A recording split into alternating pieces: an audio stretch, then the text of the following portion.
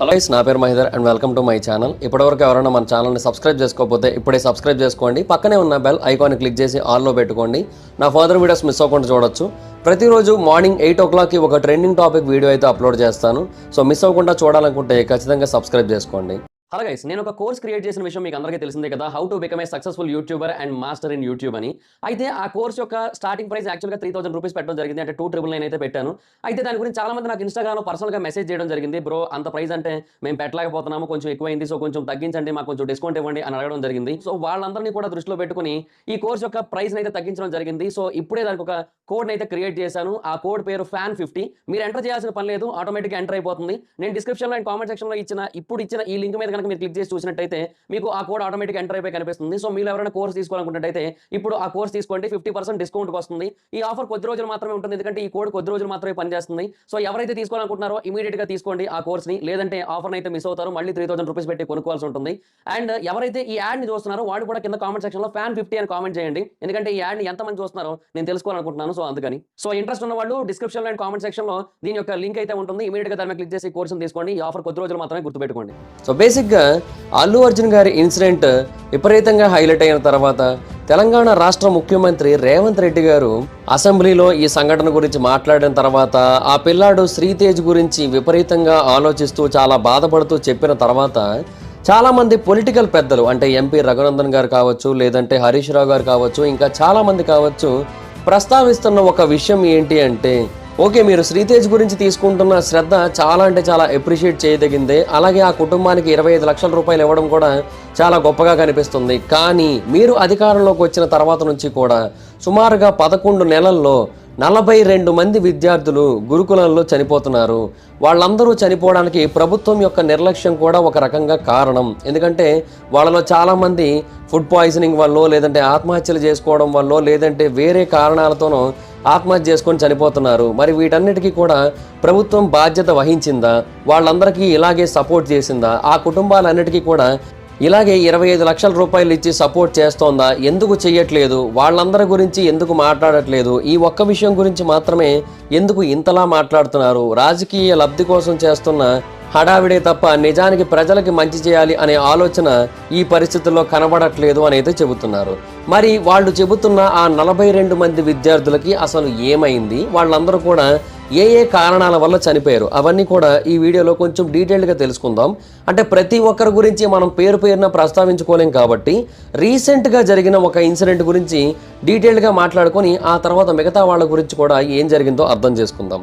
రీసెంట్గా జరిగిన ఇన్సిడెంట్ ఏంటి అంటే, నవంబర్ 25వ తారీఖు 2024 సంవత్సరంలో శైలజ అనే ఒక 16 ఏళ్ల విద్యార్థిని కొమురం భీం డిస్ట్రిక్ట్లోని వాంకిడి మండలంలో ట్రైబల్ వెల్ఫేర్ రెసిడెన్షియల్ స్కూల్లో, అంటే తెలంగాణ రాష్ట్ర గురుకులంలో చదువుతోంది.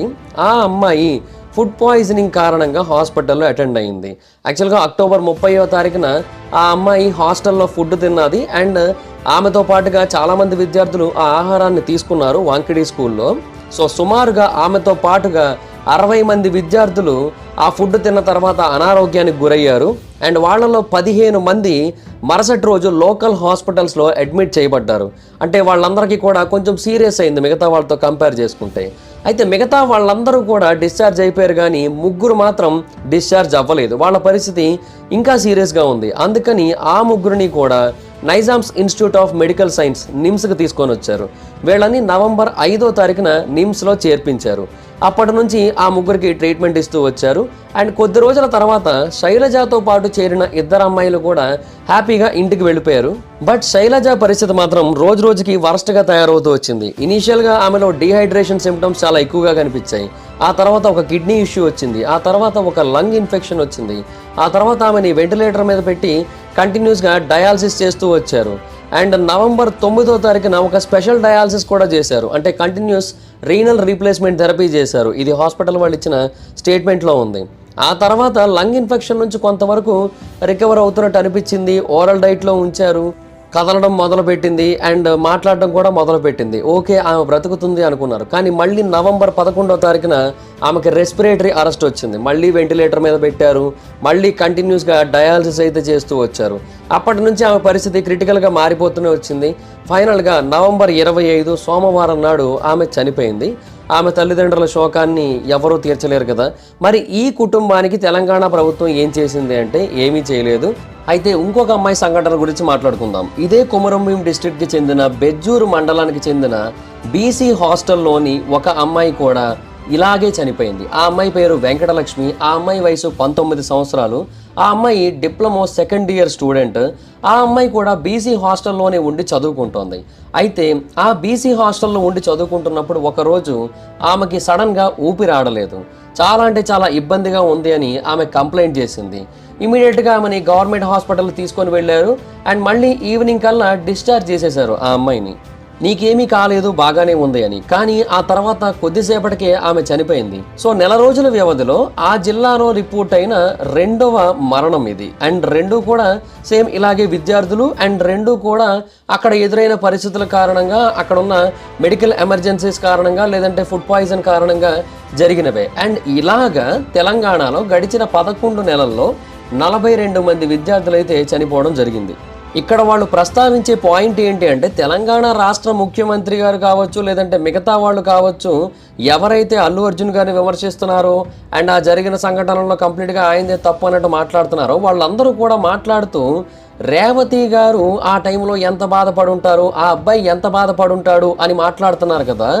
మరి శైలజ అనే అమ్మాయి 17 రోజుల పాటు వెంటిలేటర్ మీద ఉంది ఫుడ్ పాయిజనింగ్ జరిగిన తర్వాత. మరి ఆ అమ్మాయికి మాత్రం ఎందుకని అంతే సానుభూతి చూపించట్లేదు? 17 రోజుల పాటు సరిగ్గా ఊపిరాడక వెంటిలేటర్ మీద ఉండి తర్వాత చనిపోవడం అంటే ఎంత బాధాకరమైన విషయం. బట్ దాని గురించి ఎందుకని హైలైట్ చేయట్లేదు అనేది వాళ్ళు చెప్పే మాట. రీసెంట్గా బాసరా IIIT స్టూడెంట్ కూడా ఒకరు ఇలాంటి పరిస్థితుల మధ్య చనిపోవడంతో ఈ మొత్తం విషయాలన్నీ కూడా కంప్లీట్గా బయటకు వచ్చాయన్నమాట. అండ్ ఈ మొత్తం మరణాల్లో సుమారుగా 24 మంది విద్యార్థులు కేవలం ఫుడ్ పాయిజనింగ్ వల్లే చనిపోయారు అని BRSV అనే ఒక స్టూడెంట్ వింగ్ ఉంది. ఆ స్టూడెంట్ వింగ్ యొక్క కోఆర్డినేటర్ అయిన కుర్రం అలీ పాయింట్అవుట్ చేస్తూ, కాంగ్రెస్ గవర్నమెంట్ విద్యార్థుల్ని ప్రొటెక్ట్ చేయడంలో కంప్లీట్గా ఫెయిల్ అయ్యింది. మా ఫ్యూచర్స్ని, మా లైఫ్స్ని కాపాడడంలో వాళ్ళు పూర్తిగా విఫలమయ్యారు. రాహుల్ గాంధీ ఎక్కడున్నారు? ఈ వైఫల్యాలకి, ఈ మరణాలకి ఎవరు బాధ్యత వహిస్తారు? గవర్నమెంట్ నిర్లక్ష్యం కారణంగానే ఇదంతా కూడా జరిగిందని ఆయన ఆ టైంలో ప్రస్తావించారు కూడా. అండ్ ఆ టైంలో కొన్ని ప్రొటెస్టులు కూడా జరిగాయి సిస్టమ్ ఫెయిల్యూర్ గురించి. బట్ ఎవరు వాటి గురించి పెద్దగా పట్టించుకున్నది లేదు. సో ఇప్పుడు ఈ సిచ్యువేషన్ రావడం వల్ల మొత్తం అందరూ కూడా వాటి గురించి మాట్లాడుకుని వాటి గురించి తెలుసుకుంటున్నారు. అంతెందుకు నవంబర్ 28న మళ్ళీ ఇంకొక సంఘటన జరిగింది. నారాయణపేట డిస్ట్రిక్ట్లో సుమారుగా 21 మంది విద్యార్థులు ఫుడ్ పాయిజనింగ్ కారణంగా హాస్పిటల్లో చేర్పించబడ్డారు. వాళ్ళు కూడా గవర్నమెంట్ స్కూల్లోనే చదువుతున్నారు. వాళ్ళందరికీ కూడా అదే ఇబ్బంది ఎదురైంది. అది మగనూర్ జిల్లా పరిషత్ హై స్కూల్. మధ్యాహ్నం భోజనం తిన్న తర్వాత వాళ్ళందరికీ కూడా చాలా ప్రాబ్లంగా ఉంటాయి. అంటే వామిటింగ్, డయేరియా లాంటివి వచ్చేసిన తర్వాత ఇమీడియట్గా వాళ్ళని హాస్పిటల్ తీసుకొని వెళ్ళారు. అండ్ వారం రోజుల వ్యవధిలో ఆ స్కూల్లో అది రెండో సంఘటన. నవంబర్ 20వ తారీఖున కూడా సేమ్ ఇలాగే మధ్యాహ్నం భోజనం తినడం వల్ల వాళ్ళందరికీ కూడా చాలా అస్వస్థత ఎదురైంది. సుమారుగా 50 మంది విద్యార్థులు అస్వస్థతకు గురయ్యారు. అండ్ ఆ తర్వాత మళ్ళీ నవంబర్ 28వ తారీఖున 21 మంది విద్యార్థులకి అదే పరిస్థితి ఎదురైంది. సో దీని గురించి ముఖ్యమంత్రి రేవంత్ రెడ్డి గారు సీరియస్గానే తీసుకున్నారు. అంతవరకు బాగానే ఉంది.